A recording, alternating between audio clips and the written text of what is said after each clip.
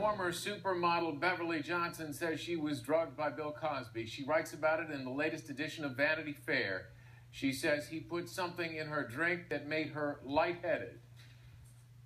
And I was getting very woozy. I took another sip. And at that point, I knew I had been drugged. And I just started to swear and curse and had a tirade. I wanted him to know that I knew he had drugged me. And it was, I don't know, I just went on survival mode. I knew it was, I was in danger. Sil Lai Abrams is a domestic violence activist and a survivor of sexual assault. She's the founder of the nonprofit Truth and Reality, and she joins us again in our studio tonight. Sil Lai, welcome. It's good to see you. Thanks for having me. Beverly Johnson writes in Vanity Fair of her struggle to reveal this secret, questioning what people would think of her and fearful that she would be dismissed, as she describes, as an angry black woman. Mm-hmm. What's your reaction to that? I think it's it's a very real fear and concern. As black women, there's this very prevalent stereotype of us being very angry. And there's also this very strong tendency within our community, this need to protect our own, even if it's at the expense of our own safety and well-being. And so what she said absolutely is something that many women have spoken of. More than 20 women have now come forward to accuse Bill Cosby of sexual assault. First of all, are you surprised at the numbers we're talking about here? I'm not surprised at the numbers. I'm not surprised at all. When the first allegations came out, I just knew it in my gut. As a woman who came up around entertainment, as a former model myself, as a woman who has spent probably the last 25 years of my life surrounded by men in power, I have seen crazy things. And so hearing that Bill Cosby, the first few accusations, I thought to myself, is there something to this? But then as more and more came forward, it was very clear to me, when there's that much smoke, there's a burning fire. Bill Cosby and his lawyers have denied these allegations, but why women, help us understand why women have taken so long to reveal some of these things. Well, I can speak from personal experience. As a woman who is a survivor of sexual assault, I was raped by a celebrity 20 years ago. To this day, I cannot say his name, to this very day, out of fear.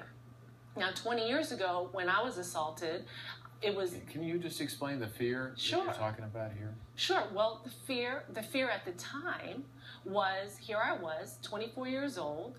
I was drunk the night in question. He and I had had a prior sexual relationship. We had not been involved in over a year. And I blamed myself, which is a very common response.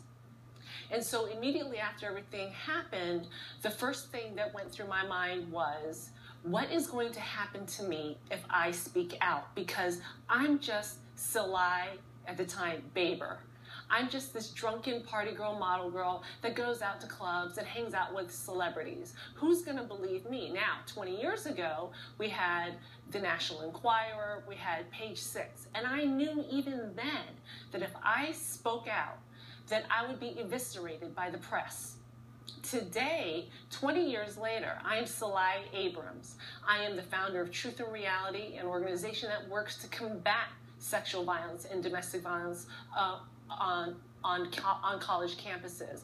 I'm a board member for the National Domestic Violence Hotline, and I still cannot speak the truth, because if I were to name my assailant, within the course of 36 hours, everything that I've worked for the last 20 years would be destroyed by social media. If you look at what happened with these women, they waited 30 years because of fear. And that fear is real, because even I today, as a legitimate member of the anti-violence movement, cannot speak freely. What strikes you about the way the media has treated these particular women? Well, the way the media has treated these particular women, I look really beyond just the media. The media actually gave them a platform. What's disconcerting, what is painful, what has been incredibly traumatizing for me as a survivor is the public's response. To see rape culture, this culture of rape that is in our society, and to see how the first thing that an alleged victim has to do is prove that she's not lying, is to prove that she didn't make him do it, is to prove that she somehow did not, that she did not bring this on to herself. And so to see the public's reaction immediately discrediting the women was terrifying. If I were raped today, looking at the way that these victims have been treated, where you're talking 30, 40 years later, they still can't speak without being accused of lying and of having an agenda. And we see this happen all the time. The media gave them a platform, but our community, our society has to change its attitudes towards rape and sexual assault. What bothers me about this is the fact that when men, for example, came forward around Jerry Sandusky, there was no question about whether or not these allegations were in fact true. Right. But every time a woman says that she has been raped, immediately the pressure is put on her to say, prove it. Prove it. We want proof. We don't necessarily ask that same proof. So here we have women coming forward 30 years later who finally feel safe. And the numbers, think about it. To come out, that first woman to come out takes incredible courage. Then to have the safety in numbers and to still be accused of lying, that's a really significant problem in our culture that has to be addressed. It's really powerful to hear you talk about this. So does the Bill Cosby case, do these allegations change the dynamic that you just talked about? Do they help change it in any way or not? I think, does it change the... Does it help us move forward to a place where the things you just described don't happen again, I guess is what I'm saying. Absolutely not. It's going to take a lot more. What we need, at the root of all of this is patriarchy. At the root of this is misogyny.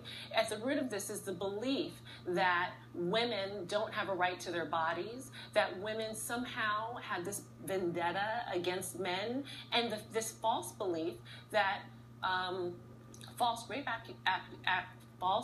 accusations.